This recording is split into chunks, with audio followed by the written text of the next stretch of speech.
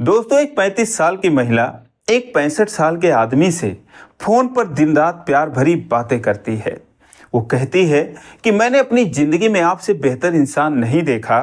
मैं आपसे प्यार करने लगी हूँ, आपके बिना जी नहीं सकती। अब दोस्तों, जब 65 साल का आदमी एक महिला से ऐसी बातें सुनता है तो एक बार फिर उसके मूंछों पर ताव आ जाता है और वो भी उस महिला से प्यार भरी बातें करने लगता है। दोनों में प्यार हो जाता है।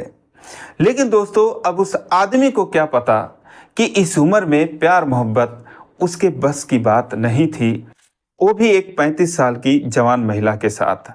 लेकिन दोस्तों, फिर भी आदत से मजबूर वो आदमी उससे प्यार कर बैठता है और फिर जब दोनों मिलते हैं तो उसके बाद वो महिला उस आदमी का वो हाल करती है कि उसने सपने में भी नहीं सोचा था। तो दोस्तों, ये बहुत ही अजीब कहानी है।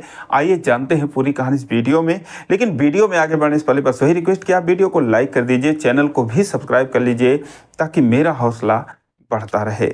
दोस्तों, ये कहानी है मध्य प्रदेश के निवाड़ी जिले की। एक व्यक्ति जिसका नाम घनश्याम होता है, वो रेलवे से रिटायर्ड एक सरकारी कर्मचारी थे। हाल फिलहाल उनकी उम्र 65 साल की होती है। वो नौकरी से फुर्सत पाने के बाद खुद को अकेला महसूस कर रहे थे क्योंकि उनकी पत्नी थी नहीं और बच्चे अपने अपनी जगह पर सेट होते हैं। दोस्तों, एक दिन वो पार्क में बैठे थे, बहुत ही उदास, बहुत ही परेशान। तभी पार्क में घूमती हुई महिला मिलती है जिसकी उम्र 35 साल की होती है, जिसका नाम सोनिया होता है। वो जब घनश्याम को देखती है कि बेंच पर बैठे हुए उदास और परेशान थे, तो दोस्तों वो धीरे धीरे उनके पास आती है और बगल में बैठ जाती है।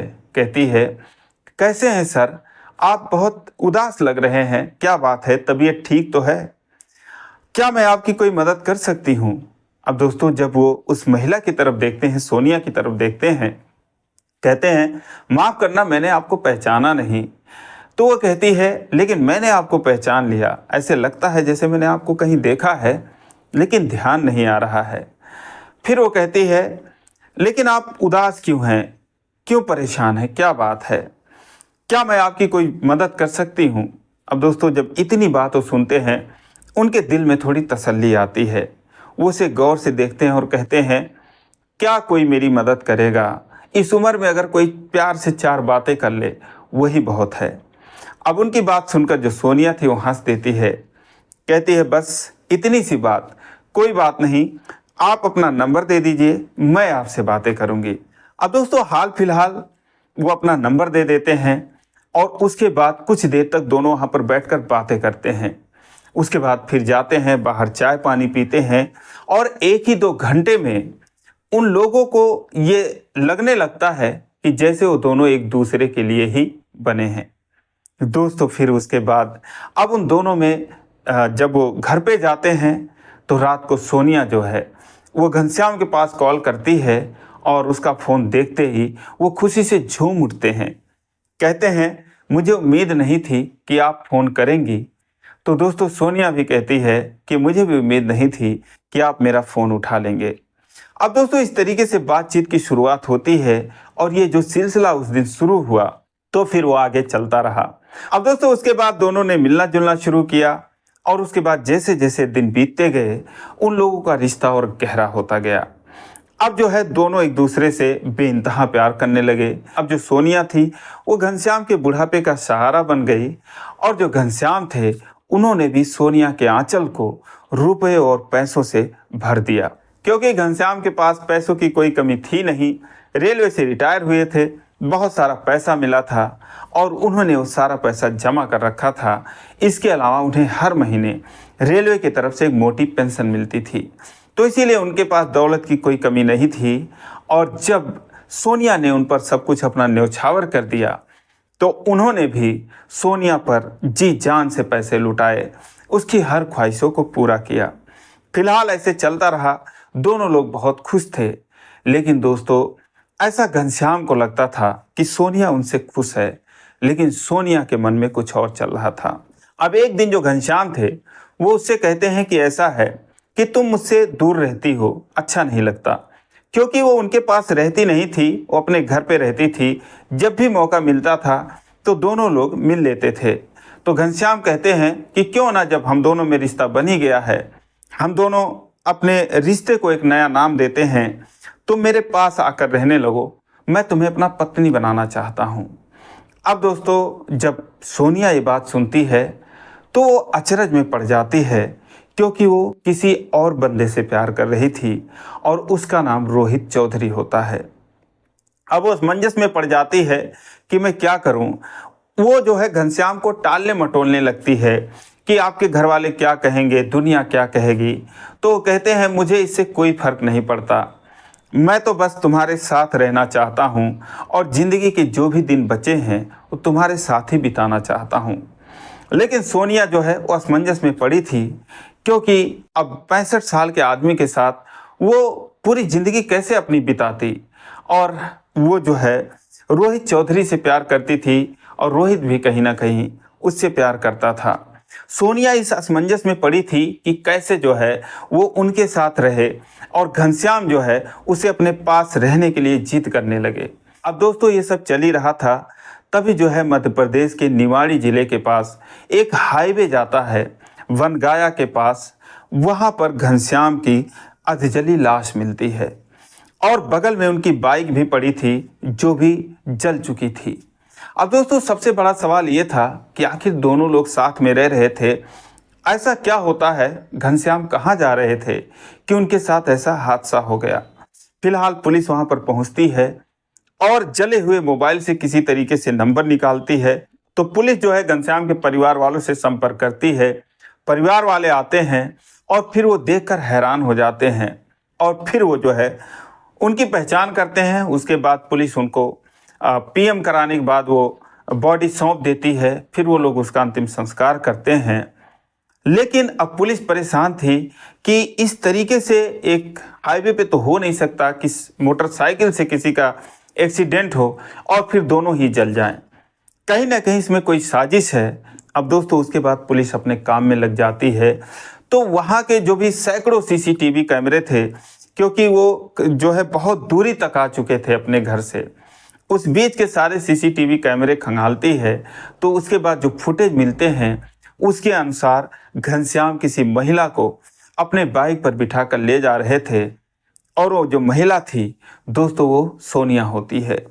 और उसके कुछ दूर और जाने के बाद फिर एक और बंदा उस बाइक पर बैठ जाता है, और वो जो बंदा होता है वो रोहित चौधरी होता है।